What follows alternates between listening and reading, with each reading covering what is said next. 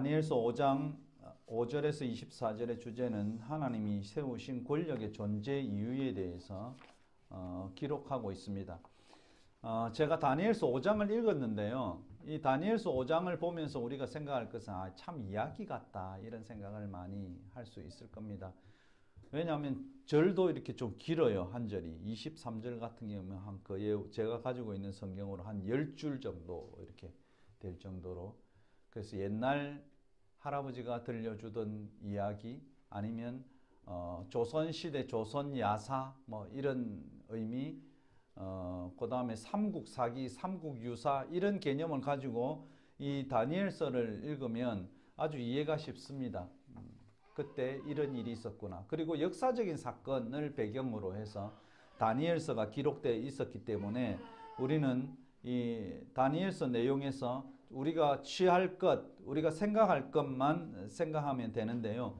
다니엘서 이 5장이 참 중요한데 6장을 가지고 한 테마가 이렇게 끝이 나요. 7장부터는 좀 다른 내용으로 가는데 5장 내용을 우리가 전체적으로 요약하게 되면 1절에서 6절을 보면 머릿말에 해당하는데요.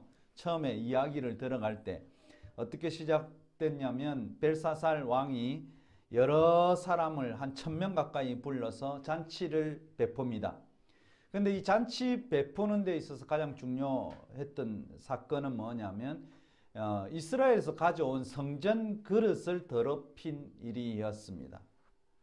그래서 이 순간 그들이 잔치하는 순간에 벽에 석회 벽에 글씨가 쓰여지는 것으로 묘사된 것이 1절에서 6절이에요.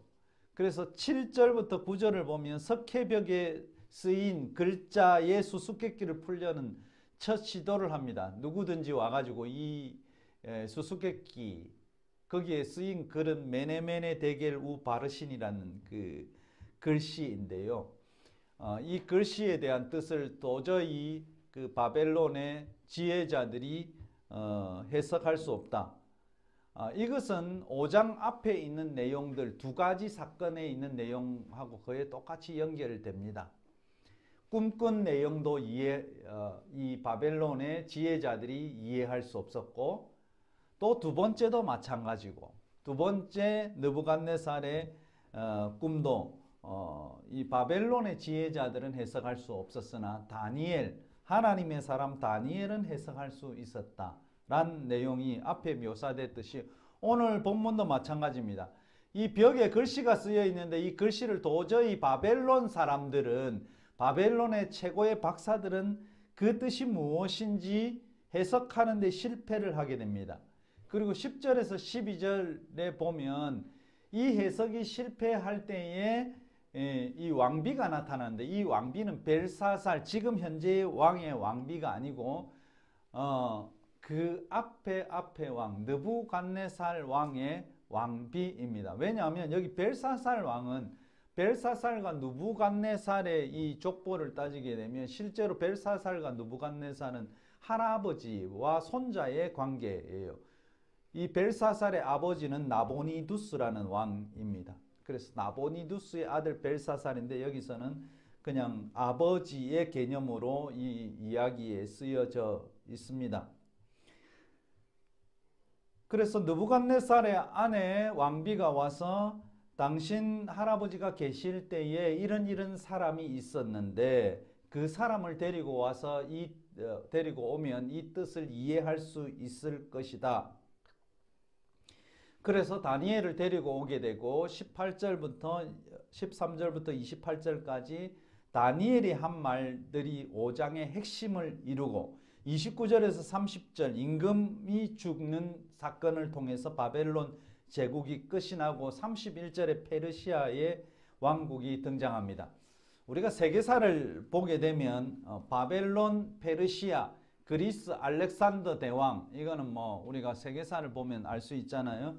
이 다니엘서의 배경이 세 국가입니다. 바벨론과 그 다음에 이어지는 페르시아, 그 다음에 이어지는 그리스 제국입니다. 이 그리스 제국의 핵심인 왕이 누굽니까? 알렉산더인데요. 알렉산더는 BC 336년부터 323년이니까 거의 한 13년 정도 이 그리스 제국을 다스렸고 그 근동을 통일했다는 사실, 그 십몇 년 동안 대단한 왕이었음에도 뭐 오래 잊지 못한 것 같습니다. 그래서 권무십일홍이다 그렇게 말을 하는가 싶습니다. 권력은 뭐 오래 가야 10년 가겠습니까? 그래서 이 그리스 제국까지의 중동의 역사, 이것이 다니엘서의 배경입니다. 실제로 약 한 370년의 이 시간을 가지고 다니엘서의 처음부터 끝이 연결되어 있는 그 하나의 이야기고, 역사적인 순서는 잘 안 맞는데요. 우리가 사기나 이런 것을 보면 역사적인 순서가 좀 안 맞는 경우들이 좀 있습니다. 그런데 다니엘서를 역사적으로 정확하다 그렇게 볼 수 없습니다. 그건 학자들이 지금까지 나온 여러 가지 번역본과 또 성서 해석학적인 부분에서 역사적으로는 앞뒤가 안 맞는 것이 있지만, 그러나 전체의 흐름에 있어서 중요한 것이 무엇인가 깨닫는 것이 중요하다 그렇게 말하고 있어요. 오늘 본문은 벽에 쓰인 수수께끼를 푸는 다니엘의 모습, 그 다니엘의 모습이 아닌 심판자로서, 예언자로서의 이 다니엘의 모습을 보여줘요. 이 다니엘의 위치가 어디입니까? 유대, 다시 말하면 지금의 이스라엘 지역에서 바벨로니아로 끌려와 가지고 유능한 사람으로서 끌려온, 그러니까 이스라엘에서 공부도 좀 하고 머리도 좀 괜찮은 사람을 1차 포로 시기에 바벨론으로 데리고 오는데, 이 바벨론으로 데리고 와서 바벨론의 언어와 바벨론의 문화 이 모든 부분을 3년 동안 잘 가르쳤잖아요. 그리고 바벨론에서 좋은 위치를 차지하고 있었습니다. 그런데 오늘 여기 벨사살 왕 때는 다니엘이 바벨론에서 잊혀진 것 같아요. 왕비가 말하기 전까지 벨사살 왕은 전혀 다니엘에 대해서 생각하지 않았었습니다. 할아버지 때 있었던 한 인물, 그 인물을 자기의 직속 할머니인지는 모르겠지만 하여튼 이 할머니 왕비가 나타나서 이야기하기 전까지 벨사살 눈에 다니엘은 전혀 들지 않았다는 거 보면, 다니엘은 높은 위치, 왕 다음의 위치에서 그에 쫓겨나서 좀 뒤에 있는 그런 위치의 공무원이 아니었는가 그렇게 생각이 듭니다. 근데 오늘 본문 말씀은 이 다니엘이 지난 날을 되돌이켜 보면서 이 왕에게 쭉 설명하는 내용이에요. 벨사살 왕과 현재에 있는 왕과 그 선대의 느부갓네살 왕을 비교하면서, 느부갓네살 왕, 선대의 왕은 자신을 되돌아보며 돌이킬 수 있는, 또 생각할 수 있는 능력을 가졌었는데, 지금 현재 벨사살 왕은 어떤 사람인가? 당신은 자신을 돌이켜 생각할 능력이 없는 사람이라고 다니엘에 표현해요. 옛날 같으면 이렇게 강하게 이야기하면 죽습니다, 왕 앞에서. 그런데 다니엘의 특성이 무엇이냐면, 자기가 하나님께서 자기에게 주신 그 말을 왕 앞에서 정확히 말할 용기가 있었다는 겁니다. 그래서 벨사살을 향해서 당신이 지금까지 이 나라를 다스리면서 할아버지 느부갓네살 왕을 통해서 충분히 역사의 이해를 할 수 있었을 건데, 당신은 역사의 이해가 안 돼 있어. 두 번째는 역사의 통찰력도 없어. 역사를 되돌이키면서 현재 어떻게 나라를 다스려야 될 것인지 그의 이해도가 없다고 이 벨사살을 질책하는 것을 볼 수 있습니다. 분명히 네가 너의 아버지 때에도 있었고 너의 할아버지도 왕으로서 있었는데, 그 너의 할아버지가 처음에 잘 나가다가 중간에 실패하게 된 이유가 무엇이었는가? 그것은 하나님이 이 세상을 다스리고 하나님께서 이 세상에 왕을 세우신다는 것을 네가 잊어버리고 네 마음대로 권력을 행사해서 네 마음대로 사람을 살리려면 살리고 사람을 죽이려면 죽이고 높이려면 높이고 낮추려면 낮춘 것이 너의 교만 때문이다. 그것 때문에 느부갓네살이 쫓겨난 적이 있었지. 너는 그것을 왜 기억하지 못하느냐? 그에 대한 역사에 대한 이해력을 좀 가져야 되지. 통찰력을 가져야 되지. 그렇지 않으면 너의 왕권, 너의 나라가 어떻게 되는지 내가 이야기해 줄게. 그래서 결국 30절에 가서 보면 벨사살 왕이 그날 밤에 죽임을 당했고 라고 역사는 기록하고 있습니다. 네가 다시 돌아오지 않으면 네 나라가 끝이다, 마지막이다.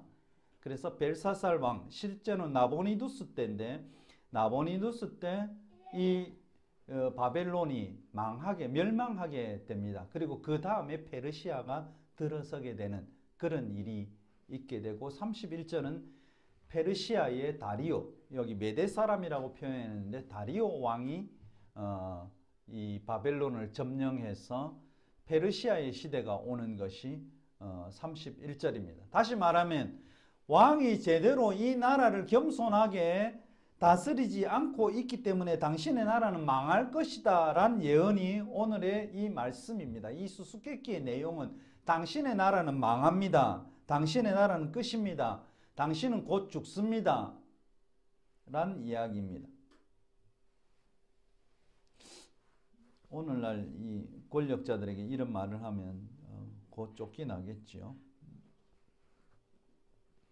항상 보면은요, 역사를 잊은 자들은 늘 교만해요. 그래서 지금 찰나의 순간들, 시간들, 이 시간이 다인 것처럼 생각해요. 나의 나라는, 나의 때는, 나의 권력은 영원할 것이라고 생각하고 그 권력을 1, 2년 내에 마음껏 휘두르려고 하고 있습니다. 우리나라 대통령들 보면 다 마찬가지입니다. 1, 2년 동안 막 열심히 휘두릅니다. 그러니까 3, 4, 5년 이제 마지막에 가면 결국은 그 힘이 없어지고 또 같은 부하들한테 팽을 당하고 이런 일들이 역사의 반복이에요. 1, 2년 동안 얼마나 강하게 드라이브를 걸어요. 자기가 하고 싶은 일 다 하고 영원할 것 같지만 나중에 한 3년쯤 되면 레임덕이 오기 시작하고 그때부터 내 나갈 때 어떡하지? 걱정하는 그들의 모습을 보게 됩니다. 그래서 1, 2년 동안에 그것을 닦으려고 하는지 모르겠지만 그러나 오늘 본문은 이렇게 이야기합니다. 하나님께서 원하시는 나라, 겸손한 나라, 영광이 되는 길로 네가 나가지 않으면 24절에 왕의 호흡을 주장하시고 왕의 모든 길을 작정하시는 하나님이 네 호흡을 그냥 가져갈 것이다. 너의 길을 가져갈 것이다. 30절에 우리가 본 것처럼 너는 죽게 될 것이다. 네 나라가 끝나게 될 것이다. 이렇게 결론을 맺는 것입니다. 18절에서 28절의 다니엘의 선포는 느부갓네살에 대해는 조금 우호적이기도 하지만 벨사살에 대해서는 굉장히 엄하게 질책하는 내용을 담고 있습니다. 다니엘은 이렇게 말합니다. 모든 권력은 사람이 주는 것이 아니다. 그것은 하나님이 주신 것이기에 언제든지 하나님이 그 권세와 권력을 빼앗아 갈 수 있고 거두어 갈 수 있다. 이렇게 말하고 있는 것이에요. 우리는 그 현재 개신교가 각 권세들에게 권력자들에게 교회가 굴복해야 된다. 이런 논리를 바울이 말한 로마서 13장 1절을 근거를 해서 이야기합니다. 13장 1절의 로마서 각 사람은 위에 있는 권세들에게 복종하라. 권세는 하나님으로부터 나지 않음이 없나니 모든 권세는 다 하나님께서 정하신 바라. 이 뜻을 거꾸로 해석하는 거예요. 이 뜻을 정확히 해석하면 뭐냐? 하나님이 권세를 주셨기 때문에 그 권세를 제대로 사용하지 않으면 하나님은 언제든지 네 권세를 빼앗아 갈 수 있다. 그 권세를 빼앗아 가는 방법은 여러 가지 방법이 있겠지만 국민의 저항도 있을 것이고 그 밑에의 부하에 의한 저항도 있을 것이고 여러 가지 국가의 법을 통해서 네 권세를 언제든지 하나님은 빼앗아 갈 수 있다. 이 말을 로마서 13장 1절이 하고 있는 것이에요. 그런데 모든 권력은 하나님이 주셨기 때문에 그 권력에 굴복해야 된다. 그것은 맞는 것 같지만 틀린 이야기입니다. 그것을 사실은 역사는 증명하고 있습니다.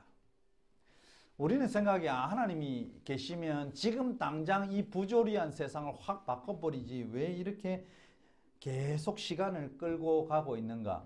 예, 하나님의 역사의 시간은 깁니다.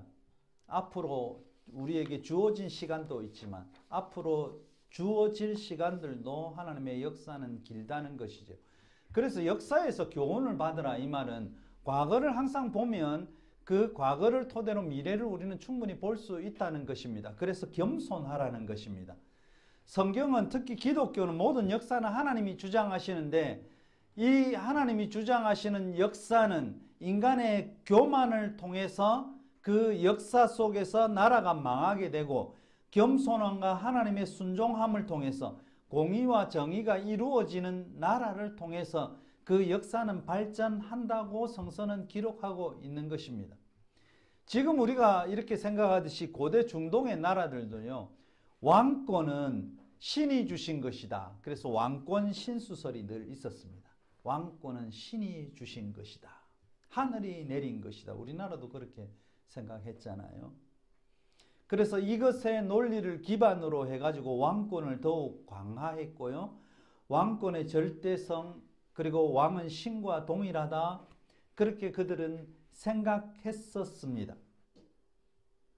오늘날 기독교 신앙에 있어서도요. 권력의 절대성, 신성 이것을 이야기합니다. 그러나 오늘 다니엘 본문에서 그리고 성서의 예언자들은 왕권이 권력이 하나님으로부터 왔다는 것은 언제든지 그 왕권이 하나님을 통해서 거두어질 수 있음을 강하게 이야기해요. 그러니까 네가 하나님을 통해서 세움을 받았나? 그러나 하나님의 뜻에 너희가 합당하게 권력을 사용하지 않으면 이 신은 언제든지 너의 권력을 빼앗아 갈 수 있어 라는 것이 성서가 이야기하는 것입니다. 지극히 높으신 하나님께서 왕을 세웠음을 다니엘은 이야기해요. 왕은 하나님께서 세우신 것입니다.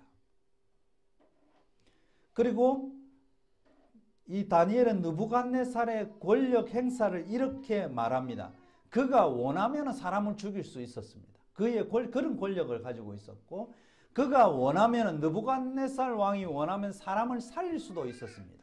또 이 왕이 원하면 어떤 사람을 높은 자리에 올릴 수 있었고 이 나라의 2인자로도 만들 수 있었고 또 왕이 원하면 1인자인 이 사람을 저 밑바닥으로 만들 수 있습니다.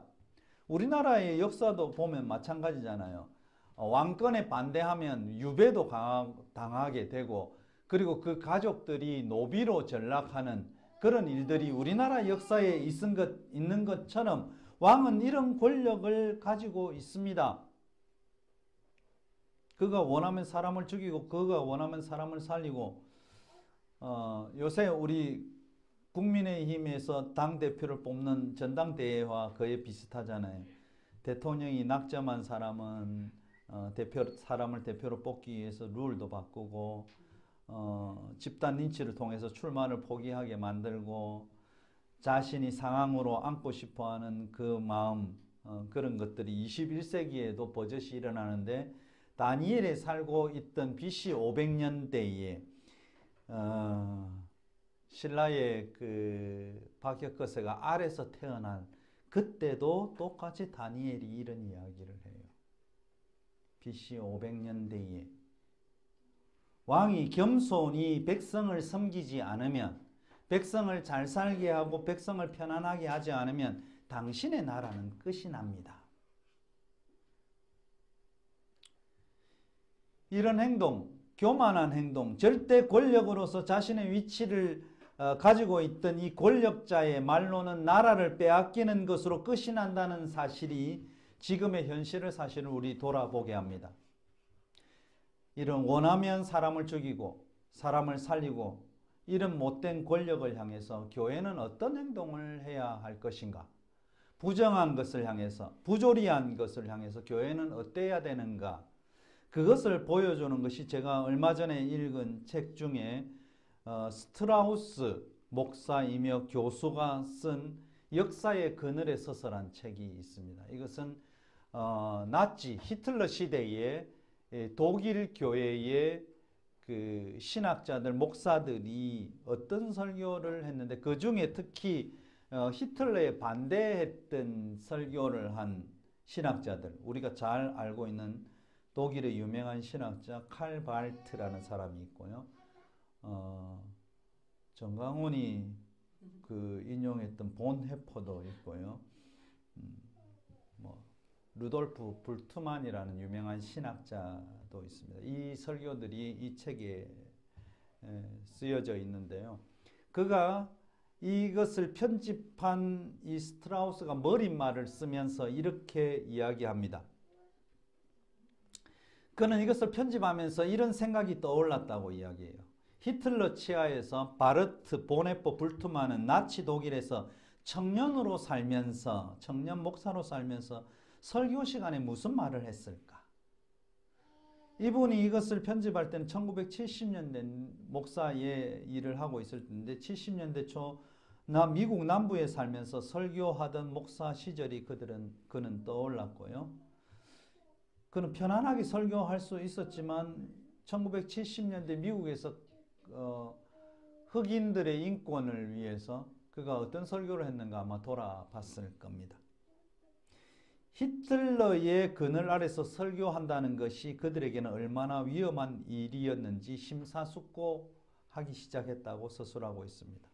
과연 일요일에 독일의 히틀러 치하에서 독일의 목사들은 무엇을 외쳤을까? 교회는 무엇을 해야만 했나? 가장 명백한 답변은 교회는 직접적으로 고통이 따르더라도 용감하게 히틀러주의, 반유대주의에 대해서 말했어야 했다. 그래서 여기에 각주를 달면서 일부는 그렇게 한 사람도 있기도 하지만 그를 통해서 굉장한 고통을 당했다. 그래서 일부만 그랬다는 겁니다. 그냥 90% 이상은 히틀러에 반대할 수가 없었습니다. 왜냐하면 히틀러는 기독교를 잘 이용했고 친기독교적인 성향을 가진 그 나치 히틀러였기 때문입니다. 네덜란드의 가톨릭 주교들은요, 1940년도에 나치의 박해에 반대 목소리를 쭉 내기도 했습니다. 그렇지만 정작 유대인들이 나치의 수용소에 체포되고 가스실에서 유대인들이 다 수백만이 죽어나가고 시체 소각실로 유대인들이 끌려갈 때 그것에 대해서 말하기보다도 이 주교들은 그냥 지켜보기만 했다는 것입니다. 침묵하고 있었다는 것이죠. 복음은 뭐냐면 기독교인의 의무에 따라서 불의에 저항하고 목소리를 내라는 것이 복음의 요구입니다. 모든 권력에 대해서 진리를 말해야 된다. 이것이 기독교의 복음의 요구예요. 예수께서 그렇게 하셨고요. 하나님의 역사는 사람을 통해서 만들어지거든요. 사람 없이 그냥 하늘에서 뚝딱 어느 날 슈퍼맨이 나타나가지고 나는 대한민국을 이렇게 바꾸겠어, 나는 세계를 이렇게 바꾸겠어, 그런 일은 없습니다. 이 세상은 역사를 통해서, 사람이 만든 역사를 통해서 새롭게 변하는 것입니다. 슈퍼맨은 역사 속에서 등장하지 않습니다. 대한민국의 역사도요, 시민들에 의해서 만들어지는 것이지 대한민국의 역사가 권력자들에 의해서 만들어지는 것이 아닙니다. 그러기에 역사의 진보의 원동력은 누구냐면 시민입니다. 그래서 시민이 깨어 있어야 된다, 열려 있어야 된다, 이런 말을 하는 것입니다. 왜냐하면 역사 진보의 원동력은 시민이기 때문입니다. 대한민국 헌법의 역사에 있어도 4.19 학생혁명을 통해서 대한민국이 새롭게 또 서게 돼요. 뭐가 이상한 군사 구테타도 있기도 있었지만 4.19의 내용은 정말로 우리에게 큰 의미를 주기도 합니다. 학생들에 의해서 대한민국의 역사가 서서히 바뀌어 나갔습니다. 그래서 역사는 사람을 통해서, 깨어있는 사람을 통해서 바뀌는 것입니다. 오늘 다니엘의 말씀처럼요, 왕권의 행사, 그가 원하면 사람을 살릴 수도 있고 죽일 수도 있는 권력이지만 하나님이 주신 권력이기 때문에 네가 마음대로 사용할 수 있는 것이 아니다. 네 마음이 높아지고 교만하게 되고 사람을 네 마음대로 부리게 되면 하나님께서는 언제든지 너의 권력을 앗아갈 수 있다는 것입니다. 우리나라 역사를 통해 보면 우리는 근대에 충분히 이해할 수 있을 겁니다. 도저히 일어날 수 없을 것이라고 생각했던 일들이 계속 일어났습니다. 대통령 탄핵도 지금까지 없었는데 그것도 있었고요. 하여튼 감옥에 간 일, 이런 일들이 잘 있겠어요? 이런 일도 있었습니다. 전혀 정치에 또 경력도 없는 사람을 대통령으로 만드는 것도 우리나라의 역사 속에 있습니다. 그러나 성서는 우리에게 요구하는 것이 뭐냐면 사람을 섬기는 권력자를 통해서 하나님은 일을 해 나갔다는 것입니다. 그래서 사람을, 국민을 섬기지 않으면 그 왕위는 견고하게 이루어지지 않은 것을 다니엘서는 우리에게 가르쳐 주고 있습니다. 구약 성서에 이 다니엘, 에스겔 이렇게 쭉 예언서들이 있잖아요. 에스겔 36장에 가면 이스라엘의 회복에 대해서 이야기하는데요. 그때 그날에 새 영과 새 마음을 너에게 주시는데 너희의 굳은 마음을 제거하고 부드러운 마음을 주실 것이다. 이렇게 말하고 있습니다. 다시 말하면 새 영과 하나님이 우리에게 주시는 열린 마음, 하나님이 우리에게 주신 깨어있는 마음은 돌과 같은 마음이 아니고요. 여기에 부드러운 마음, 이것으로 번역된 히브리어 단어는 고기의 마음입니다. 고기가 부드러운가 봐요. 그래서 부드러운 마음. 그래서 이 부드럽다는 것은 뭡니까? 어떤 것든지 받아들이고 변형시킬 수 있다는 것입니다. 부드럽다. 돌 같다 이 말은 뭡니까? 어떤 것도 받아들이지 않고 그냥 다 거부하는 것을 돌 같은 마음이라고 해요. 부드러운 마음, 고기 같은 마음, 완고하지 않고 고집스럽지 않고 언제건 귀 기울이며 변화되고자 하는 그 마음을 가리켜서 부드러운 마음, 고기와 같은 마음입니다. 우리가 많은 세월, 이렇게 세월을 사람이 살아가면요, 늘 완고해지는 것 같아요. 고집스러운 마음이 우리 속에 생깁니다. 내가 다 그동안 살아봐서 아는데 이런 마음이 우리 속에 있지만 변화는 부드러운 마음을 통해서 이루어집니다. 여러분, 우리가 쇠를 변화시키려면요, 어떻게 변화시키죠? 쇠를 변화시키려면 달구어야 돼요. 그래야 부드러워져요. 우리가 호미 만드는 대장간, 우리나라 호미가 전 세계적으로 유명해서 아마존에서 엄청나게 많이 팔린다 하는데, 이 호미 만들려면 부드럽게, 철을 부드럽게, 철이 딱딱하면 절대로 변화를 가져올 수 없어요. 철이 부드러우면 이 낫도 만들 수 있고 호미도 만들 수 있고 여러 모양을 다 만들 수 있습니다. 새로운 변화는 완고함보다는 유연함을 통해서 꼭 만들어지는 것을 볼 수가 있습니다. 권력자가요, 마음을 죽이고 살리고 높이고 낮춘다고 세상이 바뀌는 게 아니에요. 권력자가 어떤 제도를 이렇게 만들어서 이렇게 만들면 달라지겠지, 그거 전혀 아닙니다. 권력자를 통해서 세상이 바뀌는 것이 아니고 하나님은 그 뜻대로 세울 자를 세우시고 낮출 자를 낮추시는 것입니다. 그는 권세 있는 자를 내리치시고 마음의 생각이 교만한 자를 흩어버린다고, 부자를 빈손으로 보내고 비천한 자를 높이고 줄이는 자를 좋은 것으로 배부르게 하시는 것이 하나님이라고 누가복음 1장 51절에서 53절에 기록하고 있습니다. 51절에 가서 보면 마음의 생각이 교만한 자를 하나님은 흩으시고 권세 있는 자를 그 위에서 내리치셨으며 비천한 자를 높이셨고 줄이는 자를 좋은 것으로 배불리셨으며 부자는 빈손으로 보내셨도다.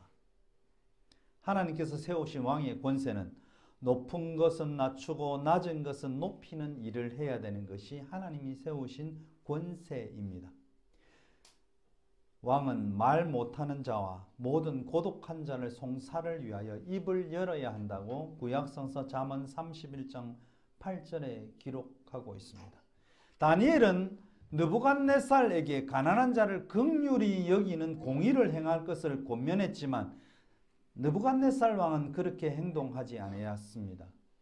느부갓네살을 비롯한 모든 권력은 하나님이 세우셨기에 하나님의 뜻에 어긋난 행동을 하는 권력자들을 하나님은 반드시 낮추시는 것입니다. 그래서 느부갓네살이 왕궁에서 쫓겨나 들판의 짐승과 함께 풀 뜯어먹고 살게 되는 것입니다. 그래서 다니엘은 벨사살을 향해서 마음을 낮추라 이렇게 권면합니다.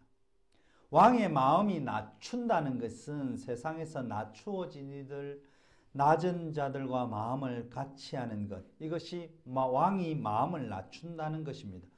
우리 성서가 줄기차게 요구하는 것은 무엇인가?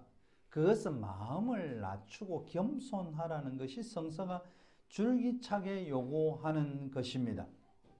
왕의 마음이 낮추어져야 왕의 나라가 견고하게 설 수 있다는 것입니다. 그러나 세상의 어떤 왕들이 낮은 자들과 마음을 같이 하겠어요? 우리나라 대통령이 어려운 노동자, 농민들과 함께 하는 것 같습니까? 그들의 존재 이유, 특히 권력자들의 존재 이유는요, 오로지 군림하고 지배하고 정복하고 좌지우지하는데 사실은 목적이 있어요. 아마 국민들도요, 제가 이 우리나라의 그 정치의 역사를 보면서 늘 느끼는 것은, 대한민국 국민들은 군림하는 대통령을 좀 좋아하는 속성을 가지고 있는 것 같다. 이런 것을 느낄 때 정말 많이 있습니다. 좀 폭압적이고 막 고발하고 고소하고 이런 왕들을 좋아하는 것 같아요. 그래서 나도 그들만의 좀 리그에 끼었으면 좋겠다. 언론들, 검사들, 판사들, 이런 분들이 거기에 관심이 있는지 모르겠지만, 그래서 그들이 국민들을 좋게 보지 않는 것 같습니다. 하여간 오늘 본문의 다니엘은요, 절대 권력자 벨사살을 향해서 당신의 존재 이유, 권력의 존재 이유는 높음으로 부름받은 자이지 않고 낮은 자와 마음을 같이 하도록 부름받은 자라고 성서에서 기록하고 있는 것입니다.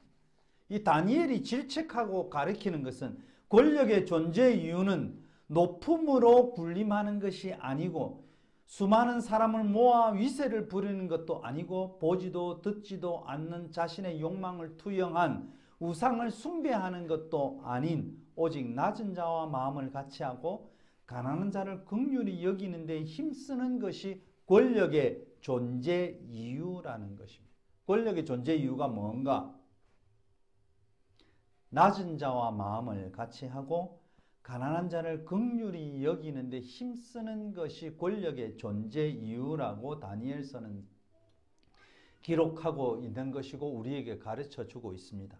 낮은 자와 마음을 같이 하지 않으면 반드시 사람은 교만하게 되어 있고 하나님을 대적하게 됩니다. 하나님과의 관계 파괴는요, 낮은 자와의 관계 파괴로 꼭 드러나게 되어 있어요. 바벨론 왕국이, 그 거대한 바벨론 제국이 왜 멸망하고 소멸했는가? 자신의 권력, 왕권의 존재 이유를 그들이 상실하고 망각했기 때문입니다. 국민과 시민들을 무시하고 가진 자와 대기업, 강대국을 의지하면 나라는 망하는 것이라고 다니엘은 우리에게 가르쳐주고 있습니다. 강한 자와 같이 있다고 강하게 되는 것이 아닙니다.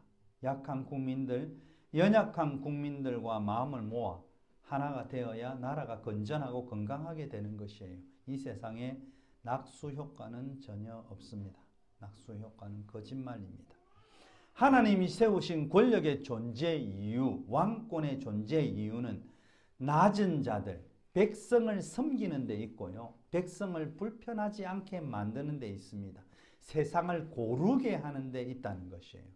그래서 이사야 40장 3절에서 5절 아주 분명하게 하나님이 세우신 권력은 이래야 한다. 이렇게 말하고 있어요.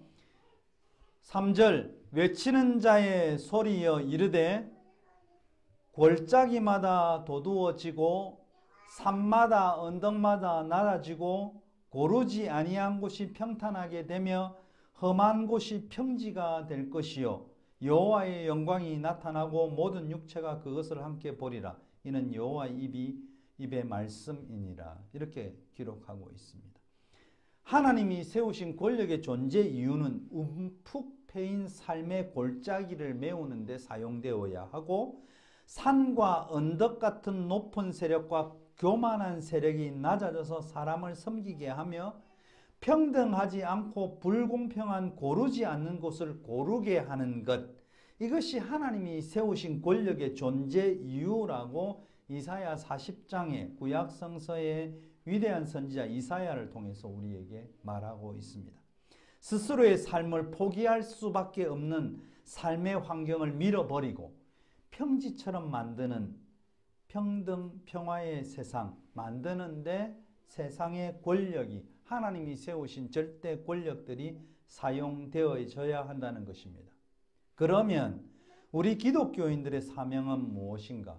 이 세상의 청지기로서 한 나라의 시민으로서 하나님이 주신 권력을 자신의 것인 양 이 세상의 권력이 마구 행사할 때 거기에 저항하고 불의에 눈 감지 않고 진리를 외쳐야 하고 적극적으로 우리가 참여해야 한다는 사실입니다. 거기에 하나님의 영광이 나타나고 이것을 통해서 아름다운 세상이 만들어지고 하나님 나라가 만들어지는 것입니다.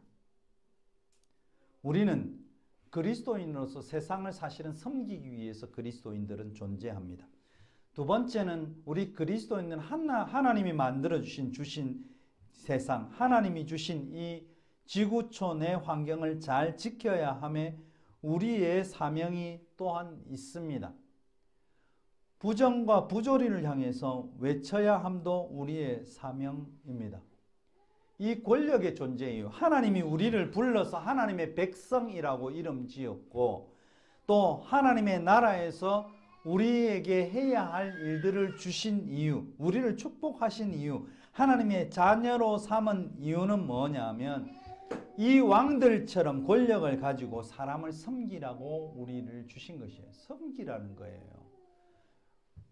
그 자리에 우리가 서고 그 자리에서 사람을 다스리고 그 사람을 누르는 것이 아니고 우리의 존재 이유, 절대 권력의 존재 이유는 사람을 섬기는 데 있습니다. 사랑하는 성도 여러분, 오늘 다니엘의 말씀처럼 우리가 기독교인으로서 그리스도인으로서 사람을 섬기고 낮은 자를 섬기고 낮은 마음을 가질 수 있는 그런 결심이 우리에게 있어야 합니다. 이것이 참된 그리스도인이고 참된 기독교인입니다. 우리 성도들이 이런 마음을 가지고 한평생 살아갈 수 있게 되기를 주님의 이름으로 부탁드립니다.